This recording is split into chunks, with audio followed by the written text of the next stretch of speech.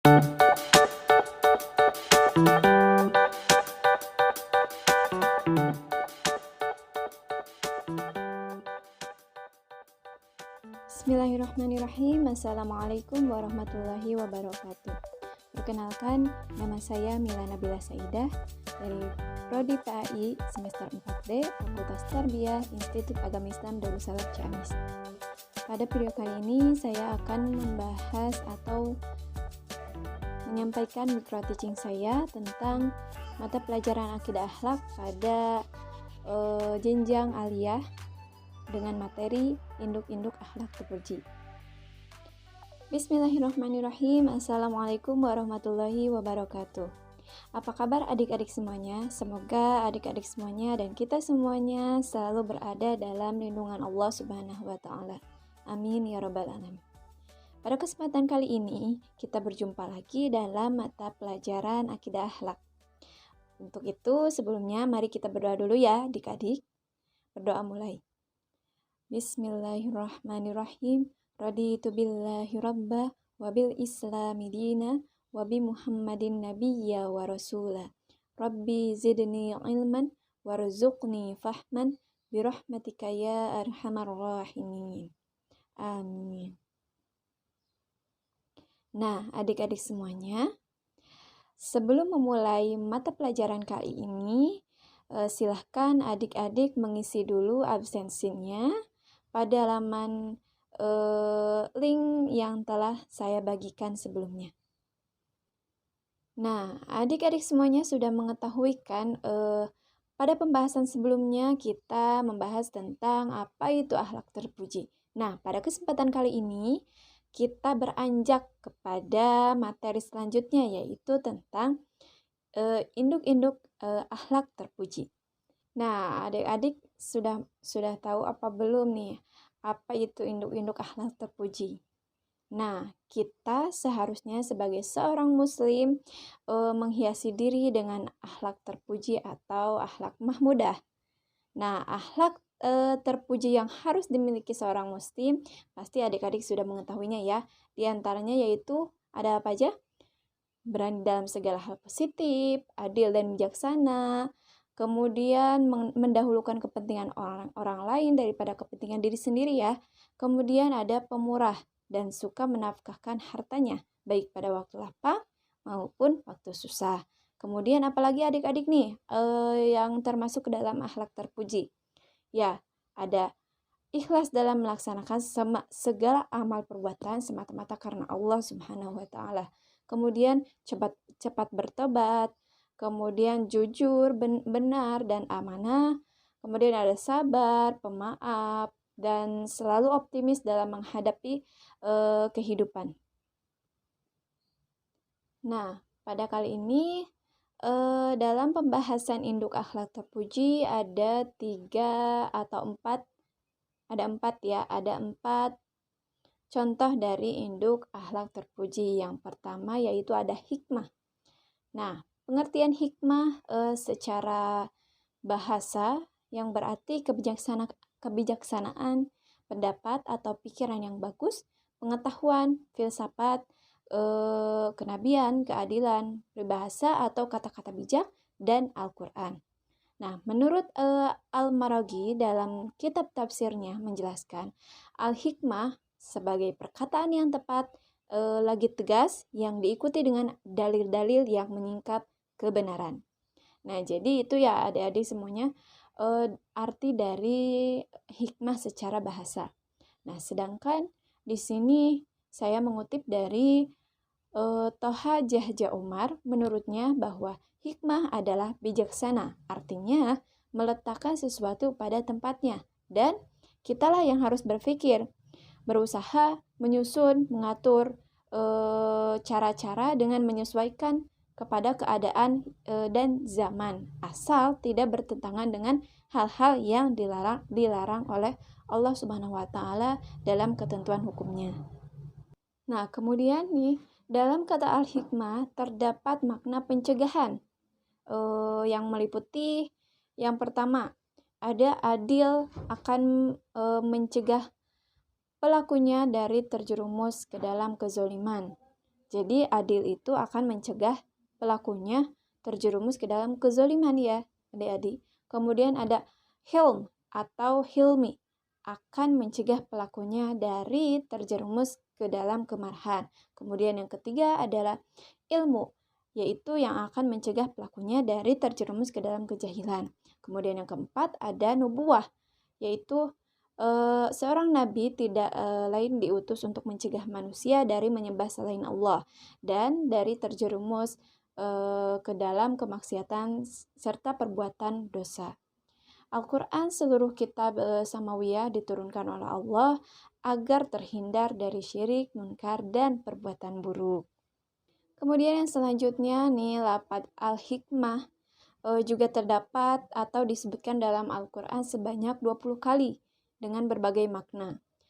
Di antaranya yaitu yang pertama bermakna pengajaran Al-Quran, di mana di dalam surat Al-Baqarah ayat 231 yang artinya, dan apa yang telah diturunkan Allah kepadamu yaitu Alkitab atau Al-Quran dan Al-Hikmah, Allah memberikan pengajaran atau mau'izah kepadamu dengan apa yang diturunkannya itu. Nah, jadi Al-Hikmah itu bermakna pengajaran Al-Quran ya.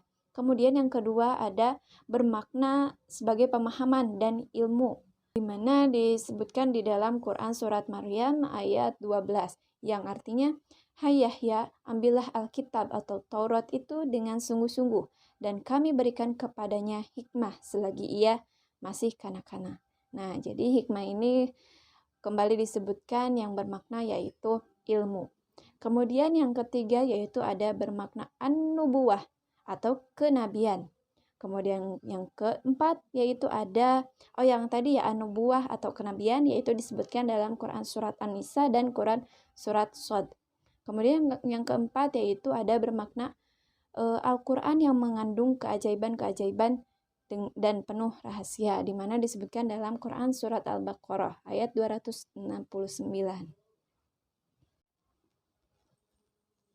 Nah, baik, kemudian di sini ada anjuran memiliki al-hikmah atau hikmah. Hikmah itu adalah setiap perkataan yang benar dan menyebabkan perbuatan yang benar. Hikmah ialah ilmu yang bermanfaat dan amal soleh, kebenaran dalam perbuatan dan perkataan, mengetahui kebenaran dan mengamalkannya. Nah, adik-adik, tidaklah cukup dalam mengamalkan ajaran agama hanya dengan Al-Quran saja, tanpa dengan Al-Hikmah yang berarti as-sunnah atau pemahaman yang benar tentang Al-Quran. Karena itulah, as-sunnah juga disebutkan sebagai Al-Hikmah. Orang yang dianugerahi Al-Hikmah adalah orang yang mempunyai ilmu yang mendalam dan mampu mengamalkannya secara nyata dalam kehidupan, atau orang yang benar dalam perkataan dan perbuatannya. Kemudian orang yang menempatkan sesuatu sesuai pada tempatnya atau yang berlaku adil, dan orang yang mampu memahami dan menerapkan hukum Allah Subhanahu wa taala setelah mendapatkan hikmah. Nah, disebutkan dalam Quran surat An-Nahl, setelah seseorang mendapatkan hikmah, maka baginya wajib untuk menyampaikannya atau mendakwahkannya sesuai dengan firman Allah Subhanahu wa taala, yaitu serulah manusia kepada jalan Tuhanmu dengan hikmah dan pelajaran yang baik dan bantahlah mereka dengan cara yang baik.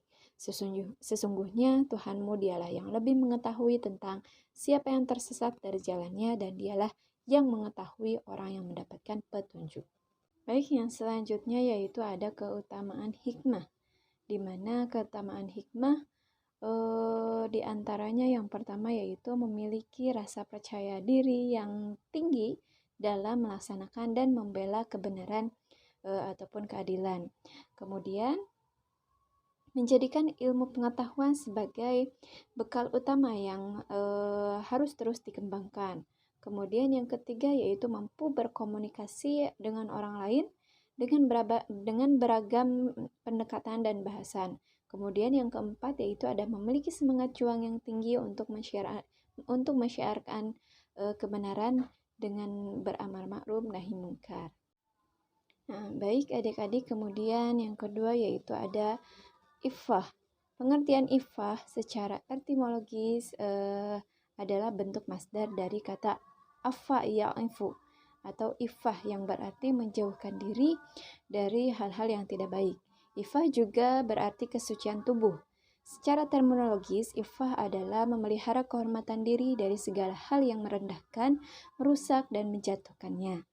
Iffah atau al-iffah juga dapat dimaknai sebagai usaha untuk memelihara kesucian diri.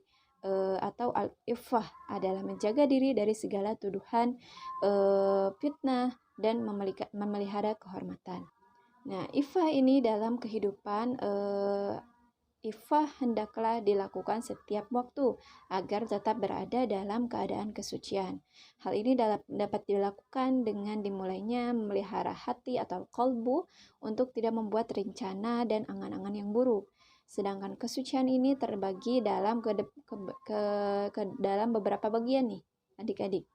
Kesucian ini yang pertama yaitu ada kesucian panca indera yang terdapat dalam Quran Surat An-Nur. Yang kedua yaitu ada kesucian jasad yang terdapat dalam Quran Surat Al-Ahzab. Kemudian yang ketiga adalah kesucian memakan harta orang lain yang terdapat dalam Quran Surat An-Nisa. Kemudian yang keempat yaitu ada kesucian lisan dengan cara berkata menyakitkan orang tua seperti firman Allah dalam Quran Surat Al-Isra. Nah, kemudian di sini ada keutamaan iffah. Nah, seorang yang afif adalah orang yang bisa menahan diri dari perkara-perkara yang dihalalkan ataupun diharamkan, walaupun jiwanya cenderung kepada perkara tersebut dan menginginkannya. Nah, agar seorang mukmin memiliki sikap iffah, maka harus melakukan usaha-usaha untuk membimbing jiwanya dengan melakukan dua hal. Yang pertama yaitu ada memalingkan jiwanya dari ketergantungan kepada makhluk dengan menjaga kehormatan diri sehingga tidak berharap mendapatkan apa yang ada di tangan mereka, hingga ia tidak meminta kepada makhluk, baik secara lisan maupun keadaan atau lisanul hal. Kemudian yang kedua yaitu ada merasa cukup dengan Allah, percaya dengan pencukupannya. Siapa yang bertawakal kepada Allah, pasti Allah akan mencukupinya. Allah itu mengikuti prasangka baik hambanya. Bila hambanya menyangka baik, ia akan beroleh kebaikan. Sebaliknya, bila ia bersangka selain kebaikan, ia pun akan memperoleh apa yang disangka akannya. Nah, kemudian adik-adik, untuk dapat mengembangkan sikap iffah ini, maka ada beberapa hal yang harus kita perhatikan dan lakukan sebagai seorang muslim untuk menjaga kehormatan diri. Di antaranya yang pertama yaitu selalu mengandalkan dan membawa diri agar tetap menegakkan sunnah Rasulullah. Yang kedua yaitu ada senantiasa mempertimbangkan teman bergaul dengan teman yang jelas akhlaknya. Kemudian yang ketiga yaitu ada selalu mengontrol diri dalam urusan makan, minum, dan berpakaian secara islami. Kemudian yang keempat yaitu ada selalu menjaga kehalalan makanan, minuman, dan rezeki yang diperolehnya. Kemudian yang kelima, menundukkan pandangan mata atau ghuddul basar dan menjaga kemaluannya. Yang keenam yaitu tidak khalwat atau berduaan dengan lelaki ataupun perempuan yang bukan mahramnya. Kemudian yang ketujuh ada senantiasa menjauhi diri dari hal-hal yang mengundang fitnah. Nah, untuk yang ketiga yaitu ada syaja'ah, juga merupakan induk dari akhlak terpuji. Syaja'ah ini menurut secara etimologi berarti berani, yang antonimnya dari kata al-jabn yang berarti pengecut. Kata ini digunakan untuk menggambarkan kesabaran di medan perang. Sisi positif dari sikap berani yaitu mendorong seorang muslim untuk melakukan pekerjaan berat dan mengandung resiko dalam rangka membela kehormatannya. Tetapi sikap ini bila tidak digunakan sebagaimana mestinya menjerumuskan seorang muslim kepada kehinaan. Syaja'ah dalam kamus bahasa Arab artinya keberanian atau keperwiraan, yaitu seorang yang dapat bersabar terhadap sesuatu jika dalam jiwanya ada kebaikan menerima musibah atau keberanian dalam mengerjakan sesuatu. Syaja'ah dapat dibagi menjadi dua macam, yang itu yang pertama syaja'ah harbiyah, yaitu keberanian dan kelihatan atau nampak, yang kelihatan yang atau nampak, misalnya keberanian dalam medan tempur di waktu perang. Kemudian yang kedua yaitu ada syaja'ah nafsiyah, yaitu keberanian menghadapi bahaya atau penderitaan dan menegakkan kebenaran. Munculnya sikap syaja'ah tidak terlepas dari keadaan sebagai berikut, yaitu yang pertama, berani membenarkan yang benar dan berani mengingatkan yang salah. Kemudian yang kedua yaitu berani membela hak milik, jiwa, dan raga dalam dalam kebenaran. Kemudian yang ketiga yaitu ada berani membela kesucian agama dan kehormatan bangsa. Nah, kemudian ada hikmah syaja'ah dalam ajaran Islam. Sifat perwira ini sangat dianjurkan untuk dimiliki setiap muslim, sebab selain merupakan sifat terpuji, juga dapat mendatangkan berbagai kebaikan bagi kehidupan beragama dan berbangsa, dan juga bernegara. Syaja'ah atau perwira akan menimbulkan hikmah dalam bentuk sifat mulia, cepat, tanggap, perkasa, memaafkan, tangguh, menahan amarah, tenang, dan mencintai. Akan tetapi, apabila seseorang terlalu dominan keberaniannya, apabila tidak dikontrol dengan kecerdasan dan keikhlasan, akan dapat memunculkan sifat ceroboh, takabur, meremehkan orang lain, unggul-unggulan, dan ujub. Sebaliknya, jika seorang mukmin kurang syaja'ah, maka akan dapat memunculkan sifat rendah diri, cemas, kecewa, kecil hati, dan juga sebagainya. Nah, adik-adik, kemudian yang terakhir adalah yaitu sikap adalah, yang berarti menurut bahasa yaitu meletakkan sesuatu pada tempatnya, yang berarti adil ya, dengan kata lain adil. Nah, berlaku adil adalah memperlakukan hak dan kewajiban secara seimbang, tidak memihak dan tidak merugikan pihak manapun. Adil dapat berarti tidak bersebelah serta berarti sepatutnya, tidak sewenang-wenang. Nah, kemudian poin yang terakhir ada di sini kedudukan dan juga keutamaan adil. Di antaranya yaitu yang pertama, terciptanya rasa aman dan tentram karena semua telah merasa diperlakukan dengan adil. Kemudian yang kedua yaitu membentuk pribadi yang melaksanakan kewajiban dengan baik. Yang ketiga yaitu menciptakan kerukunan dan juga kedamaian. Kemudian yang keempat, keadilan adalah dambaan setiap orang. Alangkah bahagianya apabila keadilan bisa ditegakkan demi masyarakat, bangsa, dan negara, agar masyarakat merasa tentram dan damai lahir dan batin. Kemudian yang kelima, yaitu begitu mulianya orang yang berbuat adil, sehingga Allah tidak akan menolak doanya. Demikian pula, Allah sangat mengasihi orang yang dizolimi atau diperlakukan secara tidak adil, sehingga Allah tidak akan menolak doanya. Nah, adik-adik, setelah membahas atau mendengarkan pemaparan tentang induk dari akhlak terpuji, silakan adik-adik semuanya simak video yang telah saya kirimkan, kemudian berdiskusi dengan kelompoknya masing-masing, dan kemudian menjawab pertanyaan-pertanyaan dan mengirimkannya pada link yang telah diberikan. Alhamdulillahirrabbilalamin, pembahasan kita kali ini dicukupkan sekian. Semoga adik-adik semuanya dapat menangkap dengan baik apa yang saya sampaikan, dan juga adik-adik semuanya memahami materi yang kita bahas hari ini.